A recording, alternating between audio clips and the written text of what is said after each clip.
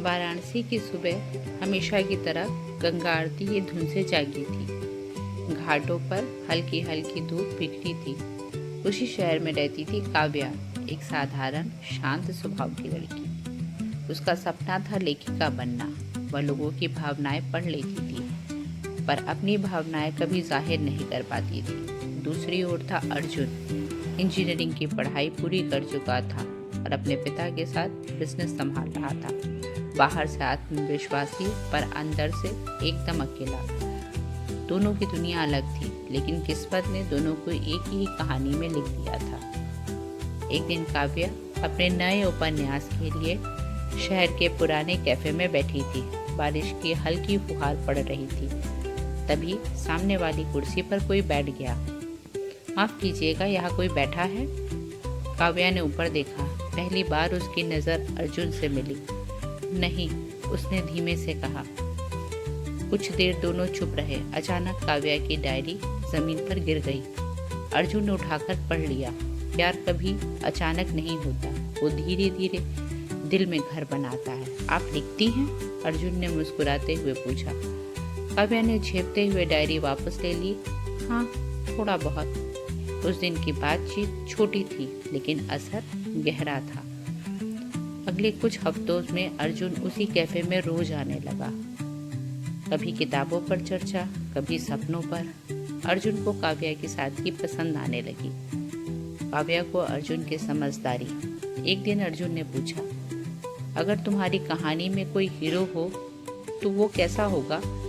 काव्या ने मुस्कुराकर कहा, जो मुझे समझे और मेरे सपनों को अपने सपनों जैसा माने। अर्जुन ने दिल ही दिल में सोचा, काश वो हीरो मैं बन सकूं। धीरे धीरे दोनों की मुलाकातें बढ़ने लगी। घाट पर साथ बैठना, सूर्यास्त दिखना, चाय के कप से मुस्कान ढूंढना। एक शाम गंगा के किनारे काव्या चुप थी। क्या हुआ? अर्जुन ने पूछा। पापा चाहते हैं कि मैं शादी कर लूं। वो एक लड़का देख रहे हैं। उसकी आवाज़ कांप रही थी। अर्जुन का दिल जैसे रुक गया। वह कुछ नहीं कह पाया। उस रात अर्जुन सो नहीं सका। उसे एहसास हुआ कि वो काव्या से प्यार करने लगा था। अगले दिन अर्जुन कैफे नहीं आया। फिर कई दिन तक नहीं आया।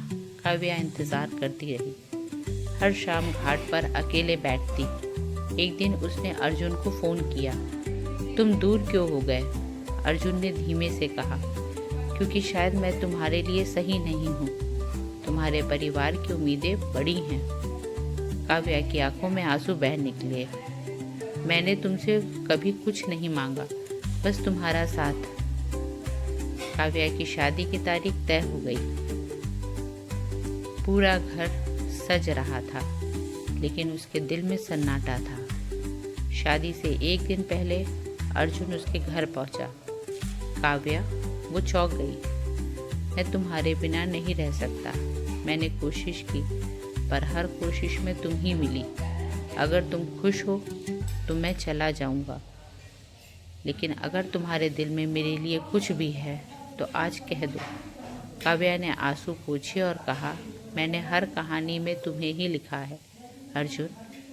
तुमसे मिलकर ही समझा कि प्यार क्या होता है। दोनों ने हिम्मत की, परिवार से बात की। शुरू में विरोध हुआ, लेकिन जब अर्जुन के परिवार ने काव्या के सपनों को अपनाने का वादा किया और अर्जुन ने कहा, मैं उससे शादी इसलिए नहीं करना चाहता क्योंकि मैं उससे प्यार करता हूँ, बल्कि इसलिए क्योंकि मैं उसकी हर खुशी का हिस्सा बनना चाहता हूँ, तब धीरे धीरे सभी मान गए। कुछ महीनों बाद उसी घाट पर दोनों की शादी हुई। सादा समारोह, गंगा की लहरें गवाह थीं। काव्या ने अपना पहला उपन्यास अर्जुन को समर्पित किया, उस इंसान के नाम जिसने मुझे सिखाया कि सच्चा प्यार डरता नहीं, लड़ता है। अर्जुन मुस्कुराया। अब तुम्हारी हर कहानी में मैं रहूँगा और तुम्हारी हर जीत में भी। प्यार सिर्फ साथ रहने का नाम नहीं, प्यार है एक दूसरे के सपनों को अपना बनाना। कभी कभी किस्मत हमें मिलाती है, लेकिन रिश्तों को निभाने के लिए हिम्मत और विश्वास चाहिए। जय सिया राम।